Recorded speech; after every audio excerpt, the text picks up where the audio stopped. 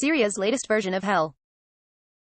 As world attention falters on the Syria crisis, and a climate of peace talks bizarrely instead leads to an escalation of the government's military offensives, there is a small pocket of civilians. Some rebel fighters and some jihadists that is fast becoming the beleaguered country's latest version of hell. Idlib in the country's northwest is currently the focus of a new and sustained offensive by the Syrian regime. It has long been the region to which civilians and fighters are evacuated from rebel-friendly areas after lengthy and brutal regime sieges. The thousands who fled bombardment in eastern Aleppo mostly ended up there. The United Nations thinks half of the 2 million people in Idlib are internally displaced, and therefore crammed into its overstretched camps.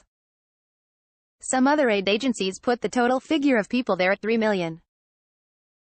Between the savage winter desert weather and Russian-backed bombardment, things are about to get worse.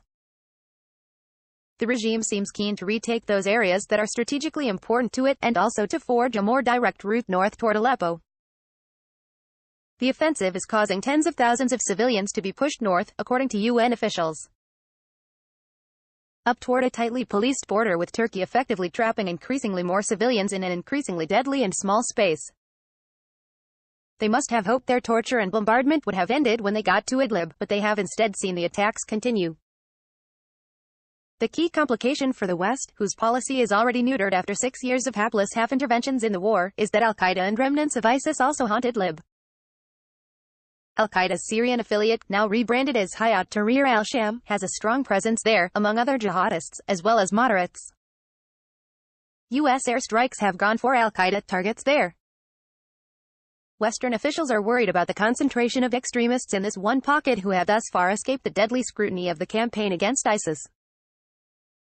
The landscape of Idlib is flat and often inhospitable. There are millions sheltering there, with perhaps as many as 100,000 looking for new homes in the crammed camps if the regime keeps up its assault. Turkey, where once they might have fled, has closed its border and is publicly closer to the Russian-backed Syrian regime than ever before. This is the final holdout, perhaps, of Syria's Sunni rebellion, and it is facing a ghastly yet hideously unnoticed onslaught.